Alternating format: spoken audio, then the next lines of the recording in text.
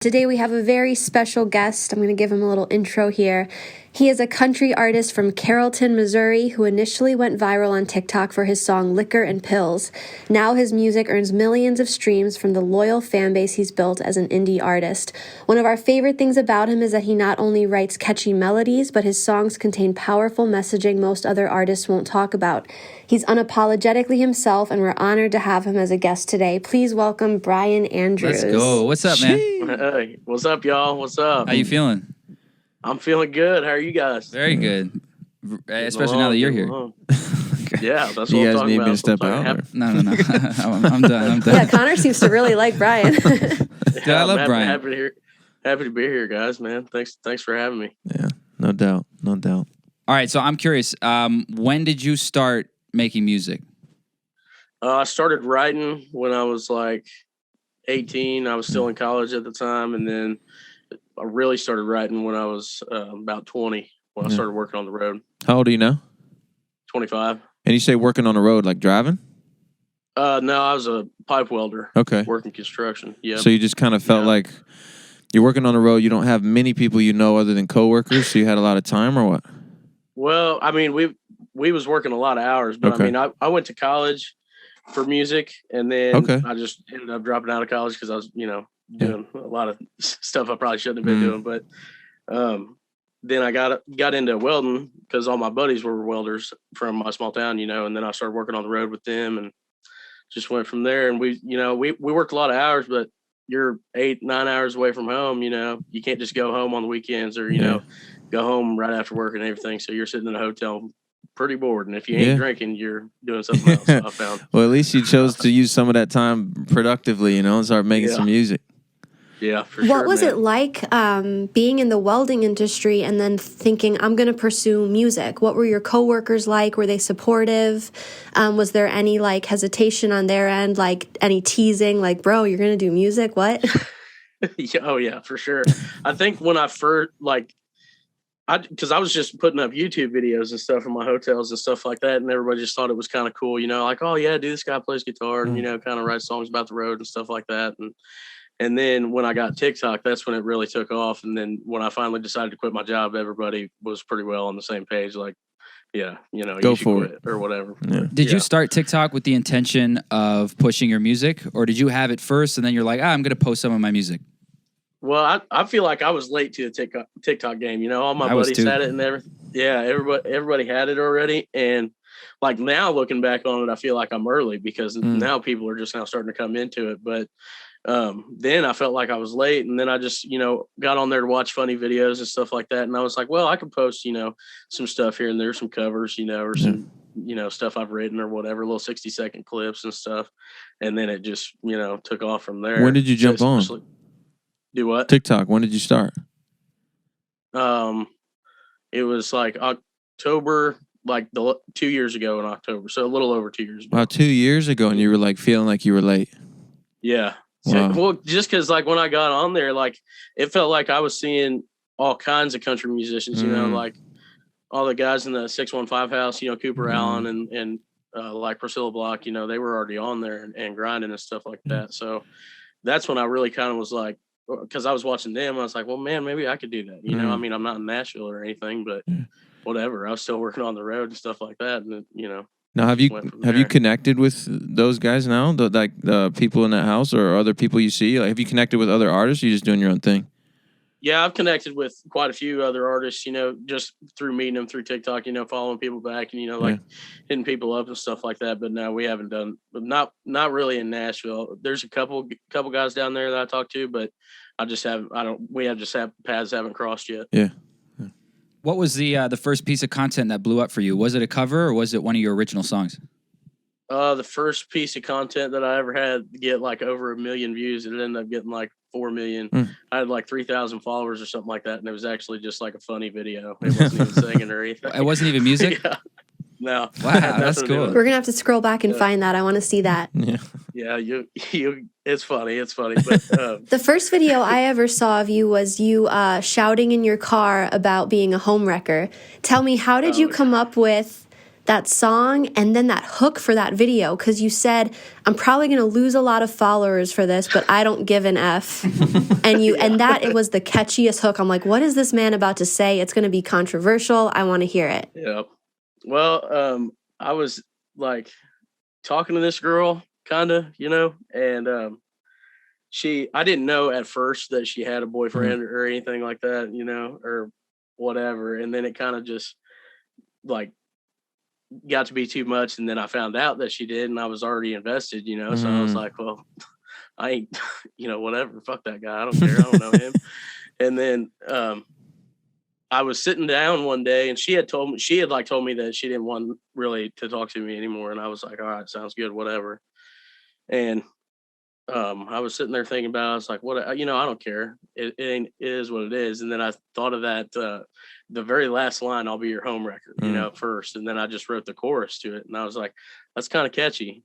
I should take and do something with that. Yep. So then I posted it like the next day and posted the little clip of it on TikTok, and it got like 300,000 views or something. And, back then I was like, oh, hell yeah, dude, people are vibing with that. Yeah. So then I posted, produced the song and made that video, and it took off. Had you seen a lot of viral car videos prior to that? Because that was one of the first ones I saw, where someone's sitting in their car, they hook you in with a question or a controversial statement, and they sing. Like, did you come up with that on your own, or were you inspired by another artist? Because yours was definitely, if not one of the first, the first I've seen. Yeah, I had seen a couple of people just, they weren't really going viral or anything, but like I like to do that, too, because you're sitting there listening to it in the radio and you don't have to play it or nothing. And back then I couldn't figure out how to like make videos with the actual audio of the song, and stuff like that. But no, I had seen a couple of them, but I was like, man, I could really like come up with a cool hook there, just because like I know that controversial stuff hooks people in to watch anyway. Yeah. And I knew what the song was about, and I was like, whatever, and I know it's relatable. So now, how does she feel after you put that out? And did she know it's about her? Did you name drop? I forget. No, we still. I don't know. We talk every now and again, but I mean, we're still friends and everything, I guess. Yeah. But it just never worked out. She's still with him? No, I don't think so. Okay, all right. I'm just saying. Yeah. Yeah, I think it's. I don't know. I think it's kind of a shaky deal. Yeah. But yeah. I try not. I don't know. Yeah. Really no. You gotta. Hey, walks off. Yeah. Would you say TikTok has had the biggest impact on your music? 100%. I mean, like that's pretty much.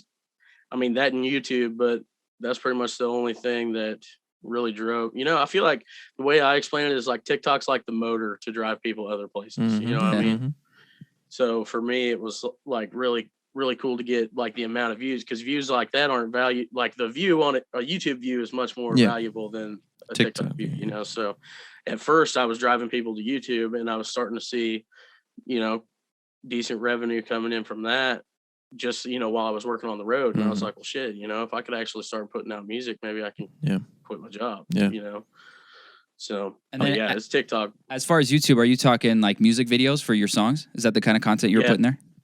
Yeah, I was sitting in hotel rooms, putting my iPhone up on a cabinet or something like that, and then just playing an acoustic song. I love it. Yeah. How long after you started TikTok were you able to quit your job? Well, about a little over a year. Come on. That's amazing. I quit too early. But what I like about that is oftentimes people, it's like where you put your attention is what's going to grow. Where you put your focus is what's going to grow. So you'll never actually be ready. Like no one's ever really ready. Yeah. And I always kind of say it like this, like, let's say you want to start a bakery, right? You want to start a bakery. You're like, I don't know if I should yet. I don't know where my finances are at, blah, blah, blah, right? A year later, you're like, all right, I'm about to start this bakery. Let's do it.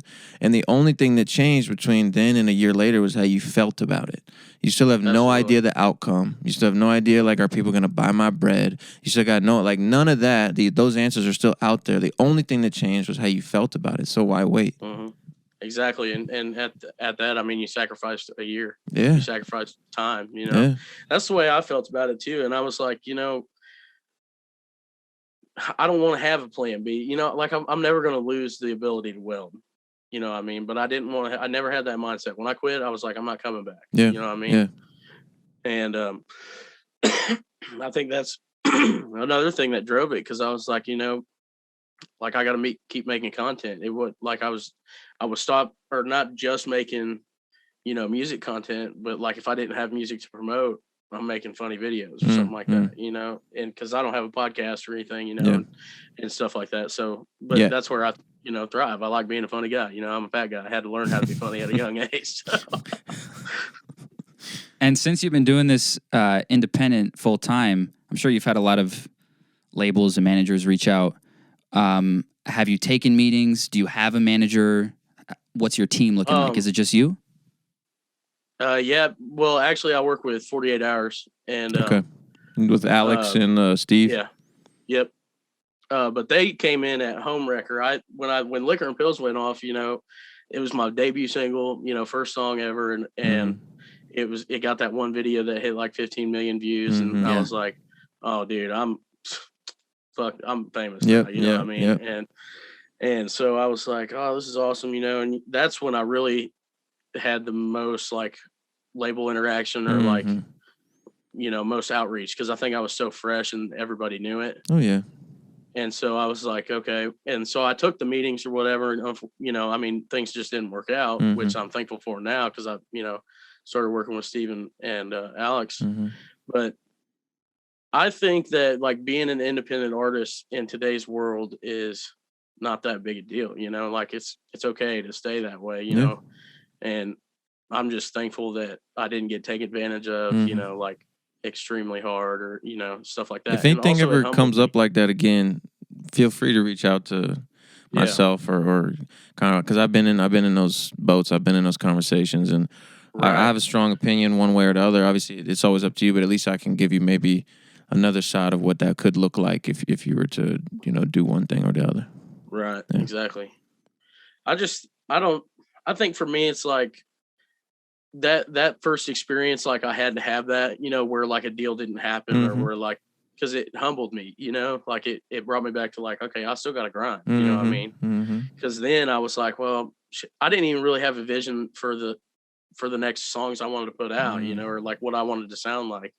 And, you know, now I think I've been able to slow down just a little bit and be like, okay, I tried this, didn't work. Tried that, didn't work. But I tried this, it worked a little bit, but I still love to do that. So how about we just, you know, make it all work as one? And so I'm grateful for the experience, you know, even if stuff didn't work out. And I'll never hold anything against anyone, you know, it's not like I can't stand labels or anything like that. I just don't like how gatekeepy country music is, you know what I mean? Yeah. So. One thing Nick and I have talked about a lot as far as pushing content is pre-save campaign versus waiting till the song is out to start posting about it. What's your opinion on that? For me, I like to do pre-save campaigns just because like I feel like I'm still like at a lower level, you know, than most artists and stuff, you know, in the independent game. But like I also see the advantage of waiting until, you know, like release day and stuff like that, because then the song's out, you know, they just go straight there and listen to it. When you start promoting a month ahead of time or 2 weeks ahead of time or even a week, then you get those views and everything, and your pre-save campaign is unreal. But then release day comes, they listen to it like 1 or 2 times, and then, you know, it's not as like relevant, you know what I mean? I feel like if you can do it on release day and keep it rolling. Imagine you got that 15 million view video and that song's out. Yeah, exactly. That's what I'm saying. Well, that's why Liquor and Pills did what it did. It had been out for like a week. You know, this last song, I had a much larger pre-save campaign on my newest song. Yeah. It's got like 18 or 19 million collective views on TikTok or whatever. But it's not like, and I guess it did do as good as Liquor and Pills did in the first couple of weeks. How many pre-saves? But I was going to ask. I don't know. I think it was like 12, 13,000, something like that. Isn't that like, for me, when I hear that and when I see that, I'm like, man, I could have had 20 million views of this song out. That song would have, you know, X, Y, or Z. Dude, to me, it's like, it's almost like pre-orders, you know, like when you look at, or like order actual downloads on iTunes of your songs or whatever, sometimes they're just like, you're like, whoa, I thought that number was way higher. You know what I mean? I think, but I don't know. That's what I'm saying. Like, I see the advantage of the song already being out. Yeah. And, or like, I understand, like I got an EP coming out, an acoustic EP, so I'll probably do a lot of pre-save stuff on that. Yeah. But like, if you're just doing singles and stuff, you know, or to promote for an album, I definitely see it. Cause just like you said, you know, I mean, you have, what if one day, like there was 3 days in a row I promoted for I Pray, this last one. The first video hit 3 million. The second video, the second day, hit 8 million. And the video after that hit 3 million again. And I was like, and it was 3 days in a row. And I was like, geez, dude. But if that could have happened when the song was out, yeah. Those were great videos, by the way. That was your mom in one of the videos with you, right? She's amazing. Yeah, that was awesome. Yeah. Dude, you know why I started putting her in those? Because like that first video I ever had go viral about liquor and pills was like, we were sitting in the car and my song was getting played on my local radio station for the first time. Yeah. And that's what got the 15 million, you know, or whatever. And everybody was roasting my mom in the comments, you know, because she just didn't have, I was like telling her, I was like, don't act like you're on camera, you know what I mean? And we're still, and she was like, all right, sounds good. So she's just sitting there blank face most of the whole time.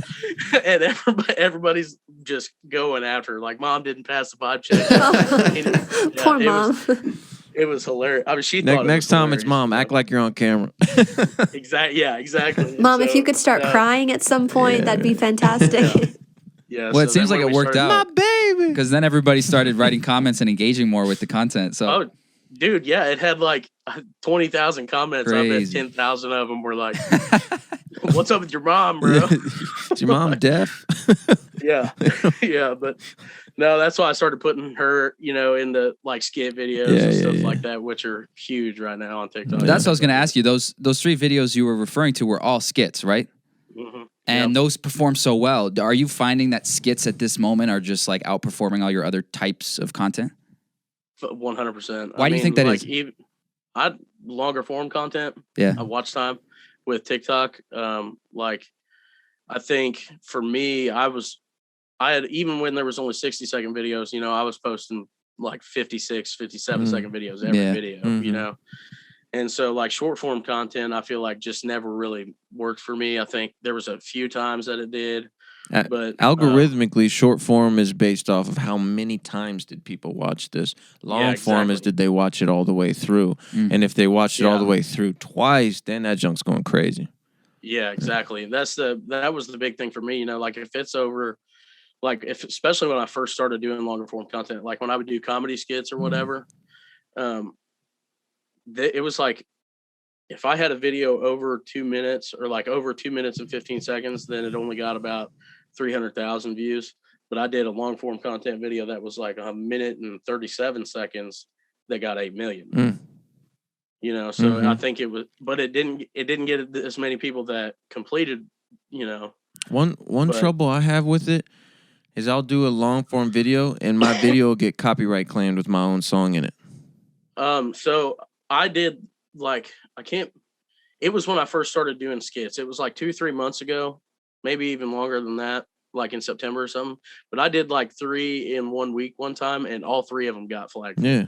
And I was like, it's because TikTok's built like they have licensed on 59 seconds of music. They don't have license on more than that, even though it's not even like the song was in there for 30 seconds, even though the video's a minute and a half. I don't know why they still flag that, but that's the issue. It needs to stay under that amount of time. Yeah, wait. So what does that mean? Is that they're obviously not taking down the video, but what? They remove the sound. Oh, the whole video still has sound. Yeah, it just has no sound right there. Really? They like mute it. Yeah, and like it takes your audio out of it. Can you refute it or whatever that word is? I don't know. I've never been able to figure out how to appeal the copyright claim. Yeah. That one just gets copyrighted. That's why when I had the skit for the skate song that I just posted, I made it 59 seconds because just to be I knew it happens every time. Yeah, it literally happens every time. Wow. What if you post a shorter clip of the song, like the song isn't playing for the duration? What I'm saying. They still do it. Yeah, weird. Yeah, I think I quit doing like music videos for a minute just because I didn't have nothing to like promote for a week or 2 weeks at a time, and then when I started doing it again, like on this last one, I never got flagged. But also go back into your catalog, man. Go back into your catalog, start promoting the old stuff too. It's still brand new to people who haven't heard it. Pineapple was out for 6 months, right? Before it did well, Yeah, and I think that's another thing I like about staying independent too, is a lot of my stuff, like the new stuff I'm putting out is like acoustic red dirt country stuff, but a lot of my old stuff is rock, you know what I mean? So I just don't know, but I feel like most artists can't really vary genre that much. You know what I mean? When you got a lot of people in your ear or whatever. But, independent, you do whatever the heck you want. Yeah, exactly. And I think that's one of my main things, because I love country music, but I also grew up listening to, like Mayday Parade and stuff like that. So you mentioned earlier you're working on an EP of acoustic songs. Is that right?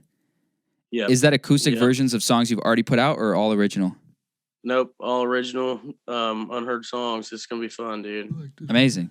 What is your opinion right now of like EP versus consistent singles? I think once you get to a certain, like, for me, just like for artists that have just started on TikTok, like just they're brand new basically, and they use TikTok just like I am. Like, it's my biggest platform. It's like I feel like I'm very fresh into this generation of musicians, and so for me, I thought for a long time singles, just do singles, you know what I mean? Because it's so much easier to promote one song than it is like 5 or whatever. But when you start, like, I feel like once you get into a certain amount of followers, or a certain amount where you're getting views every video, then that's where you can start promoting like an EP. Because if you get, if it's 5 songs, you do five different skits for 5 different songs, and they're all different. Yeah. So people engage more because they're all different. Maybe you get, end up with 30 million views on 5 different videos, something like that. So. Yeah, no, good point. But like in the beginning, it's just like in the beginning, it's just, you're not getting this many consistent, million or viral videos as you are when you have more followers. So yeah.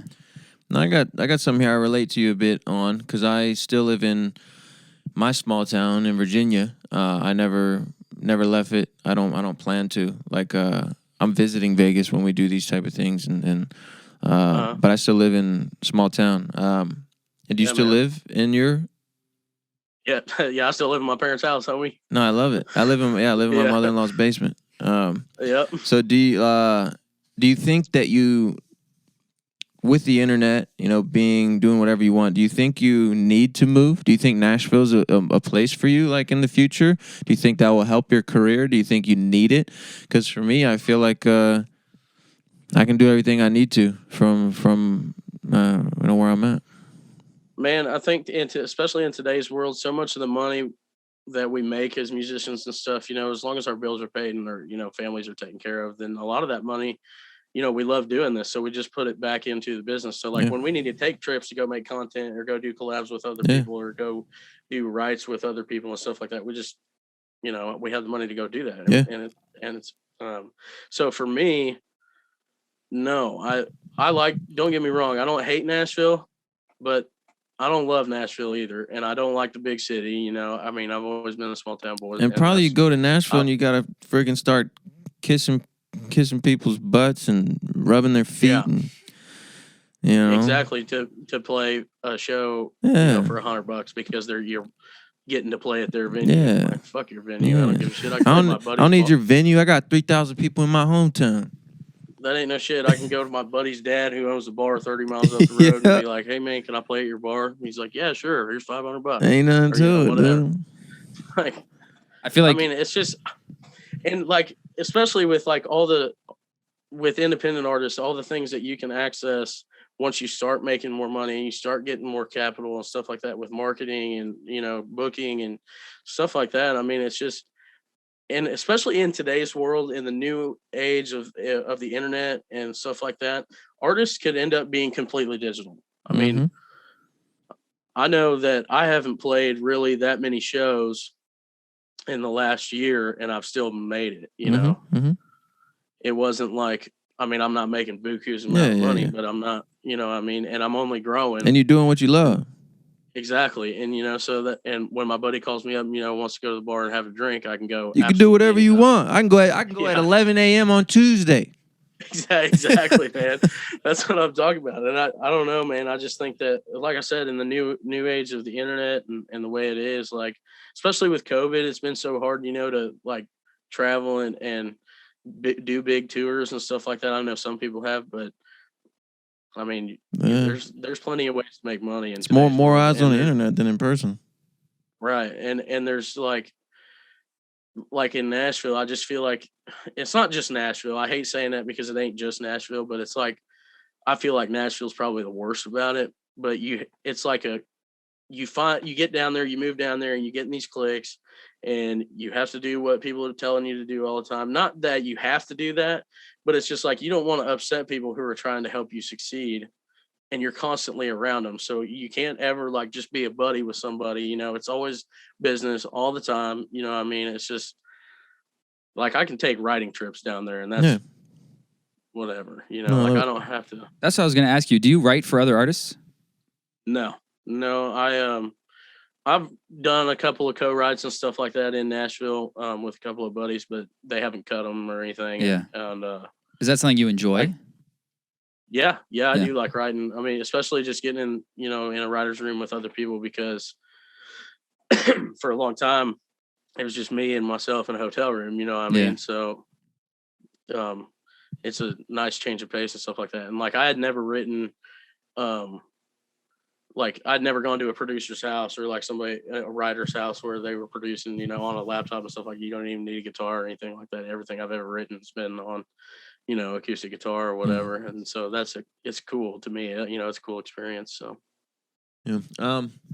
If someone's just starting out, right? Because our podcast is, you know, for independent artists to learn how to grow and navigate, right? And get tips from people who are doing it, who have done it, blah, blah, blah. What's some tips maybe specifically for country music, right? Because it is a little different than promoting other music. It's a different type, maybe a different vibe, maybe a different type of content. It's different people. So what's some tips on what you found best to really get started as country music independently? I think once you, like, when you're started, just put content, just post, you know. Come on, come on. I'm like, that's what I be telling people, bro. I'm like, you got? Post it. But what? No, post it. Yeah, like, no hesitation. I mean, even if it's bad, or like, because you'll look back on, no matter what, it doesn't matter who you are, you'll look back in a year or 2 years' time and you'll be like, man, I wasn't as good then as I am now. Yeah. But it doesn't matter. You know, like, you're obviously going to grow, but it doesn't mean it was a bad piece of content. You just might not value it as much as the content you make now, which is okay, because that means you're growing as a creator and as a musician. Yeah. So post it. And yeah, like, and also take rejection with a grain of salt, like, or especially early in your career, like when you have those big meetings and stuff like that you think are going to set your life up and they don't work out, it's okay. You know, like, if somebody tells you you're not good enough, I don't care if they're the CEO of like the biggest label in the world, they're not the market. They're one person.